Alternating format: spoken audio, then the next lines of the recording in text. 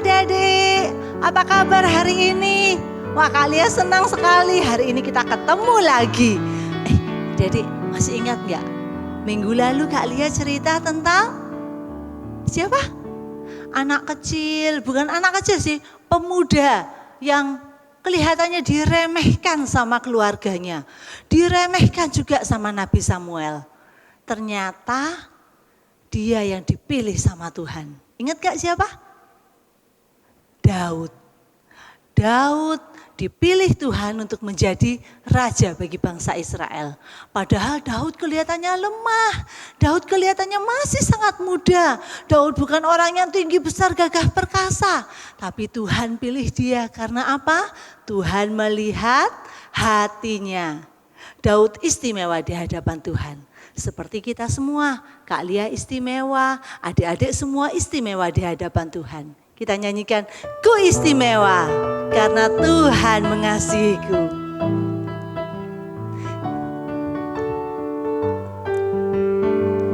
Dunia boleh katakan ku tak berarti. Dunia boleh katakan ku bukan siapa-siapa. Tapi ku hanya dengar apa kata Yesus. Dia katakan ku istimewa.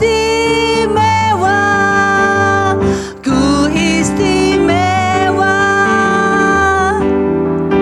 karena aku miliknya. Ku istimewa berharga di matanya. Ku istimewa. Yesus mengasihiku. Dia lahir dalam hatiku dan jadikanku istimewa.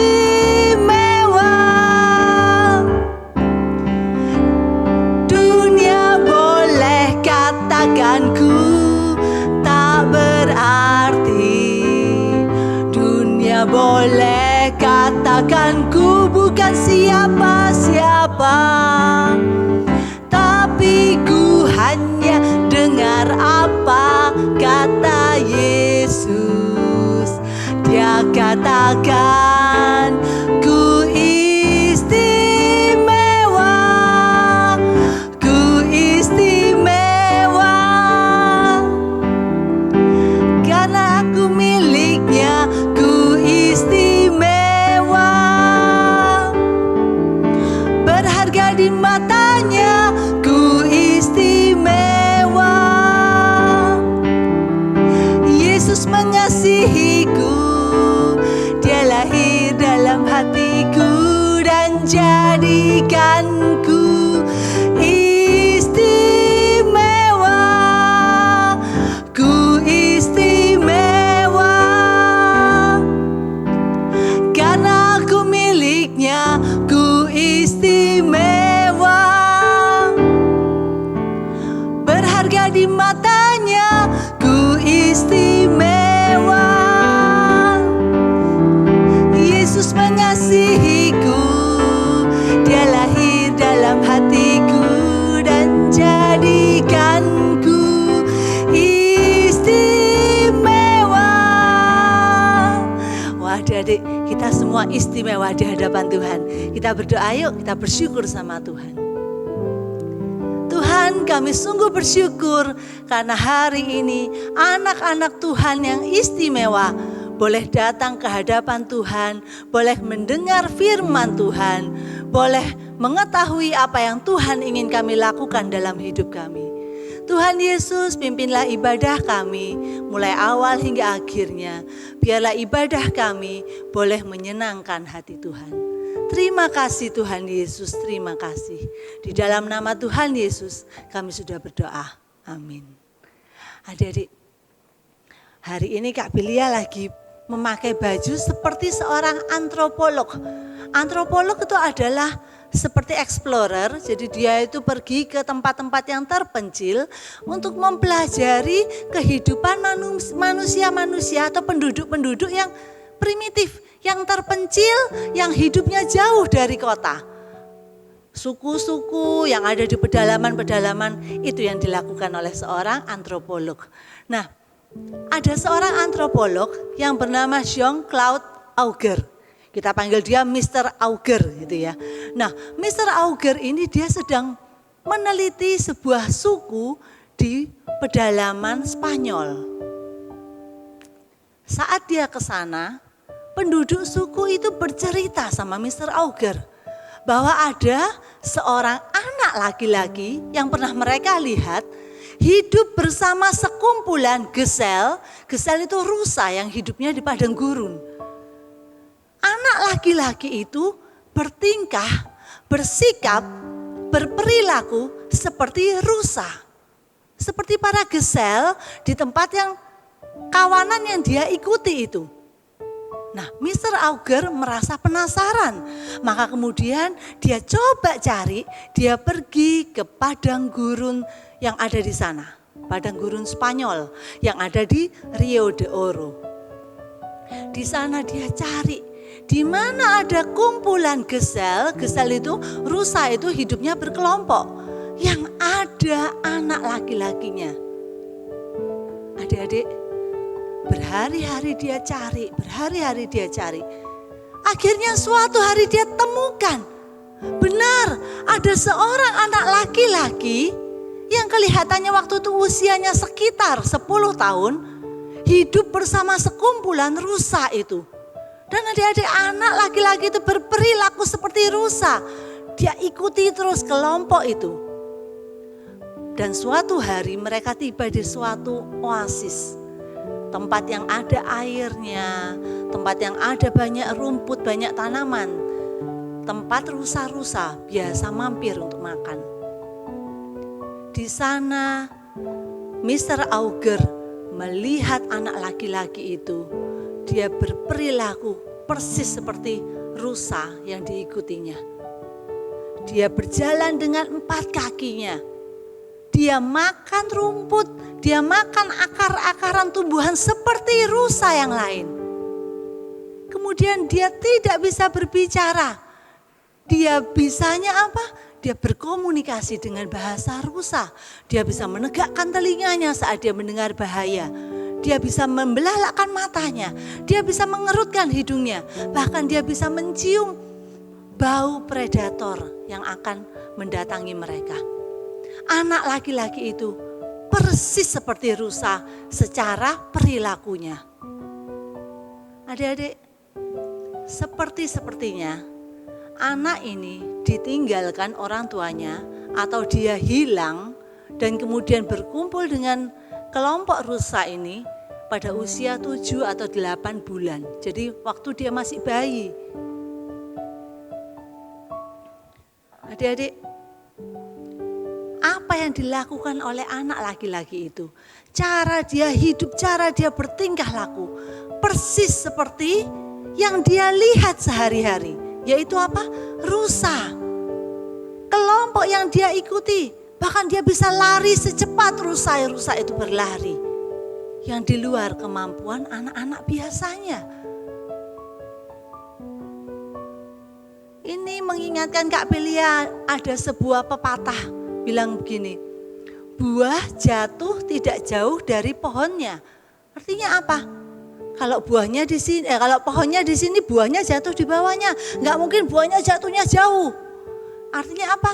Artinya apa yang dilakukan oleh orang tua itu akan menurun kepada anaknya. Apa yang anak itu lakukan, dia melihat, mencontoh orang tuanya. Dalam hal anak laki-laki yang hidup bersama kumpulan rusa ini, bagi dia yang dia tiru adalah rusa. Yang dia contoh setiap hari adalah rusa. Karena apa? Dia tidak mendapatkan figur papa, figur mama yang mendidik dia menjadi seorang manusia. Maka dalam hatinya dia adalah seekor rusa, sama seperti yang diikutinya. Adik-adik, kita bersyukur pada Tuhan. Kita punya papa, kita punya mama, kita punya orang-orang yang mengasihi kita. Kita punya keluarga kita yang sangat menyayangi kita. Kalian mau ajak kita nyanyikan, terima kasih untuk keluarga kita. Terima kasih untuk papa, terima kasih untuk mama. Kita nyanyikan lagu ini ya. Terima kasih untuk cinta, terima kasih untuk keluarga yang indah. Ku temukan kasih Tuhan dalam papa mama. Setiap hari ku bersyukur pada Tuhan untuk keluarga yang indah. Papa mama, engkau yang terbaik. Terima kasih untuk cinta, terima kasih untuk keluarga yang indah. Ku temukan kasih Tuhan dalam papa mama. Setiap hari ku bersyukur pada Tuhan untuk keluarga yang indah. Papa mama, engkau yang terbaik. Sekali lagi katakan pada papa mamamu, terima kasih. Terima kasih untuk cinta, terima kasih untuk keluarga yang indah. Ku temukan kasih Tuhan dalam papa mama.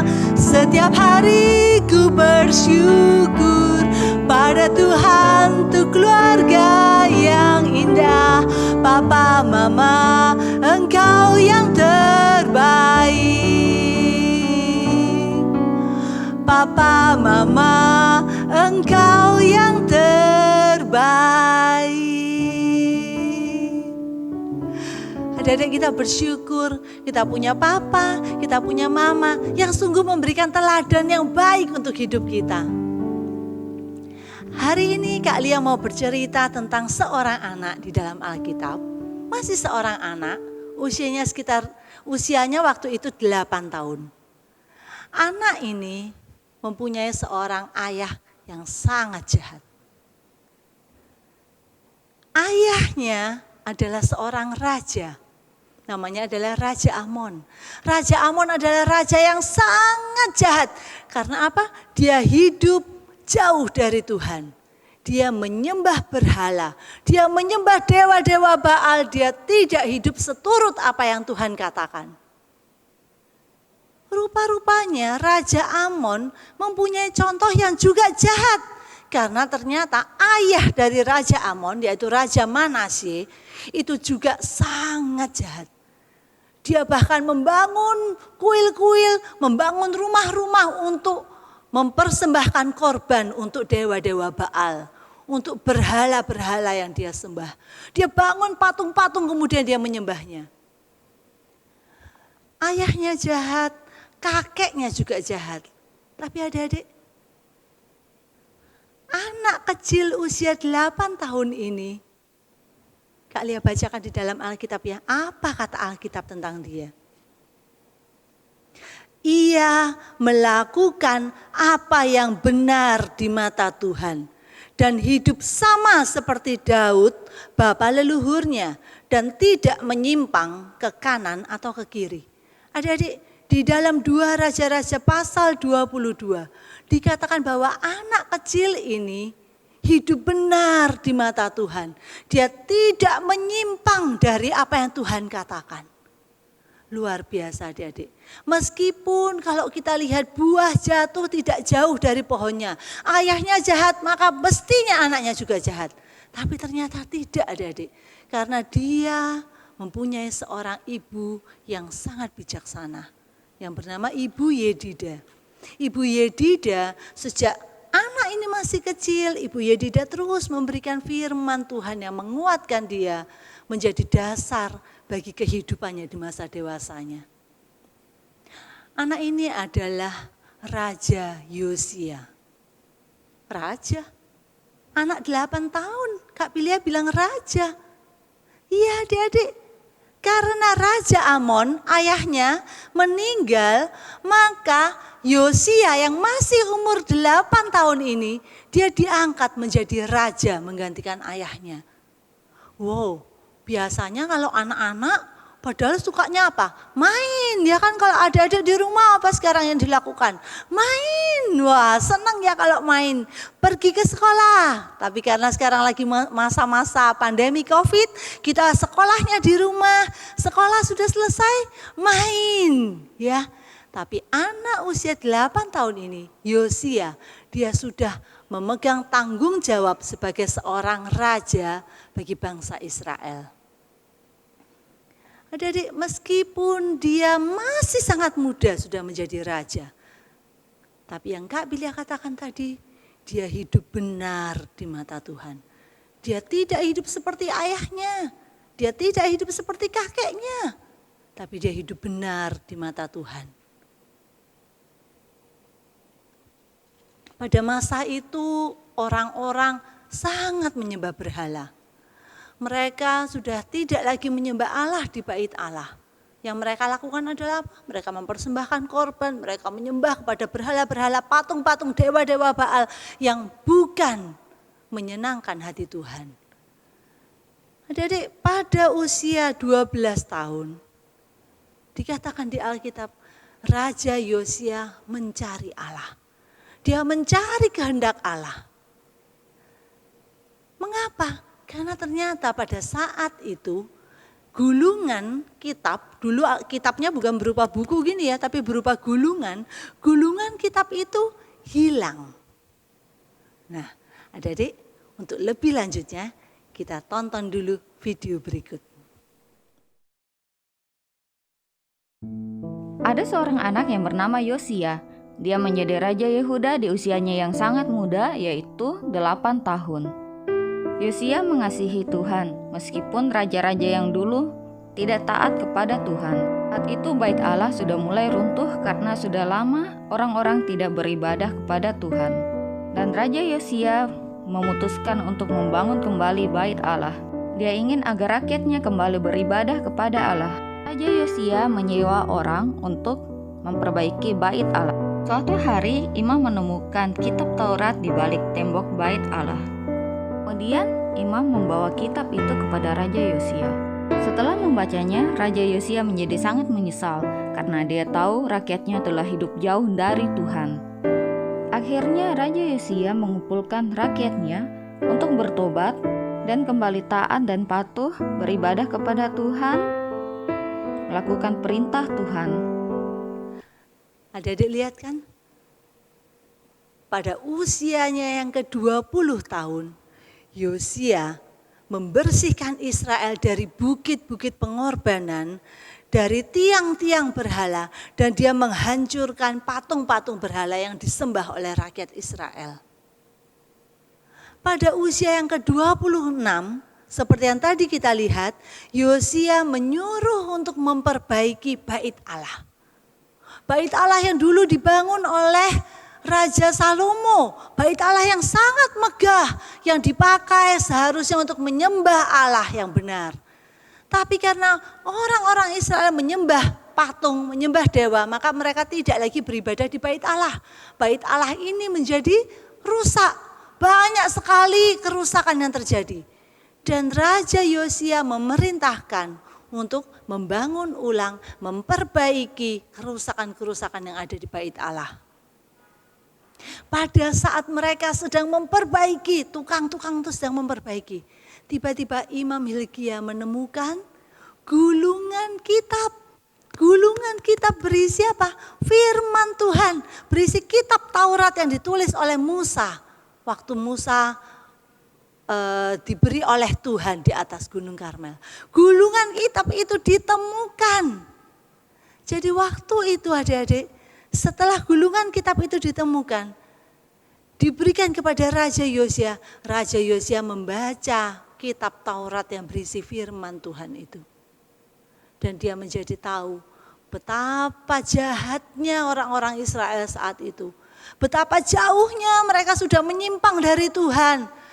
Tuhan Allah yang harus disembah. Jangan ada padamu Allah lain di hadapanku. Jangan membuat patung bagimu. Tapi adik-adik, itu semua dilanggar oleh orang-orang Israel. Dan Yosia sangat menyesali orang-orang Israel. Dan dia menangis, dia meminta ampun pada Tuhan. Ya Tuhan, ampuni orang-orang Israel ini. Karena mereka sudah hidup jauh dari hadapan Tuhan. Adik-adik, sejak itu Raja Yosia membuat suatu keputusan. Bahwa semua orang Israel, semua penduduk Israel harus menyembah hanya kepada Allah. Memberikan persembahan hanya kepada Allah. Yosia membersihkan semua kuil-kuil pengorbanan. Dia membersihkan semua mezbah-mezbah untuk pengorbanan bagi dewa-dewa Baal. Dia membersihkan patung-patung yang disembah, semua dia bakar. Dia hancurkan semuanya. Karena rakyat Israel hanya boleh menyembah kepada Allah yang benar. Adik-adik, kalau Yosia masih sangat kecil saat Tuhan mulai pakai dia sebagai raja. Tapi Tuhan tidak tinggalkan dia. Tuhan dampingi melalui ibunya yang bernama Yedida. Tuhan berikan dia kitab Taurat yang ditemukan saat itu. Untuk sebagai pedoman apa yang harus dia lakukan. Tuhan berikan kerinduan dalam hatinya untuk boleh hidup menyenangkan hati Tuhan.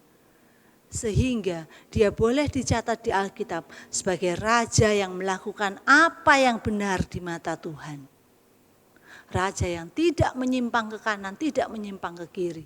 Yang hidup lurus di hadapan Tuhan. Sama seperti kita yang masih kecil. Mungkin kita pun ada yang berusia 8 tahun seperti Yosia. Kita pun bisa dipakai Tuhan. Sejak kecil boleh dipakai untuk melayani Tuhan. Dipersiapkan untuk rencana yang besar di masa depannya. Yosia menjadi raja yang kuat. Menjadi raja yang bertahta selama 31 tahun. Dan dia memerintah rakyat Israel dengan bijaksana. Dan dia tidak menyimpang dari apa yang Tuhan katakan. Hidup kita pun bisa kita lakukan seperti yang Yosia lakukan. Berikan yang terbaik bagi Tuhan. Mencintai firman-Nya. Mencintai rumah Tuhan. Dan juga kita mau hidup persis seturut dengan apa yang Tuhan katakan. Tidak lagi menyimpang ke kanan, tidak lagi menyimpang ke kiri. Kita juga harus tahu apa yang boleh kita contoh, apa yang tidak boleh kita contoh. Kalau Yosia boleh belajar dari ibunya, tapi dia tidak mencontoh apa yang jahat yang dilakukan oleh ayahnya. Maka kita pun harus tahu apa yang baik yang boleh kita teladani, apa yang tidak baik, yang tidak sesuai dengan firman Tuhan, yang jangan kita lakukan. Kita baca ayat hafalan kita. Di dalam Mazmur 139 ayat 14. Ada yang sudah hafal? Hafal ya? Aku bersyukur kepadamu oleh karena kejadianku dahsyat dan ajaib. Ajaib apa yang kau buat dan jiwaku benar-benar menyadarinya. Kak Bila ulang di dalam Mazmur 139 ayat 14. Aku bersyukur kepadamu oleh karena kejadianku dahsyat dan ajaib. Ajaib apa yang kau buat dan jiwaku benar-benar menyadarinya. Adik-adik, Tuhan kita sungguh ajaib. Tuhan kita sungguh memberikan yang terbaik bagi kita. Maka biarlah hidup kita pun boleh kita pakai yang terbaik untuk melayani Tuhan. Adik-adik, kita persiapkan bejana untuk Tuhan. Kita akan memberikan persembahan yang terbaik untuk Tuhan. Kita nyanyikan sebuah lagu, I wanna do right. Tuhan, aku mau lakukan yang terbaik. Lakukan yang benar di hadapan Tuhan. Kita nyanyikan ya. I wanna do right, wanna do what's right. I'm gonna give you all of my life. I put my trust in you, Jesus. And you'll show me how to do right. Hey, hey, every word I say, I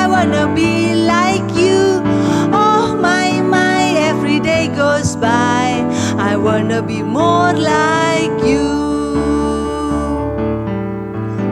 I wanna do right, wanna do what's right. I'm gonna give you all of my life. I put my trust in you, Jesus, and you'll show me how to do right. Hey, hey, every word I say, I wanna be like you.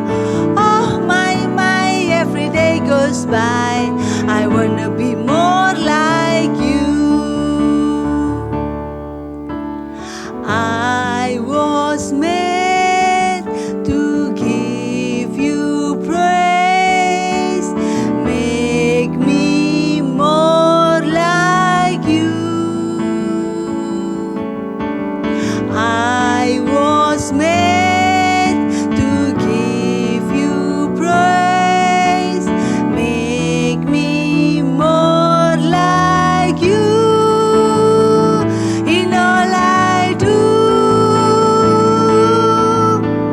Hey, hey, every word I say, I wanna be like you. Oh my, every day goes by. I wanna be more like you. I wanna be more like you. Kita berdoa. Sungguh Tuhan, seperti lagu yang sudah kami nyanyikan, I wanna do right. I wanna be more like you every day. Tuhan, kami ingin serupa Tuhan. Kami ingin hidup melakukan yang benar di hadapan Tuhan. Tolong kami Tuhan, biarlah hidup kami boleh menyenangkan hati Tuhan. Biarlah seperti Yosia pun Tuhan boleh berkata, hidup kami menyenangkan Tuhan. Terima kasih Tuhan Yesus, ajari kami mulai dari kecil hingga kami besar. Kami boleh terus hidup berpedoman pada firman Tuhan. Hidup melakukan yang benar, hidup melakukan seturut yang Tuhan mau. Bekerjalah dalam diri kami Tuhan. Terima kasih Tuhan Yesus. Di dalam nama Tuhan Yesus kami sudah berdoa. Amin. Adik-adik, ibadah kita sudah selesai. Stay safe, stay healthy, stay at home. Don't forget to keep praying. And God bless you all. Bye-bye.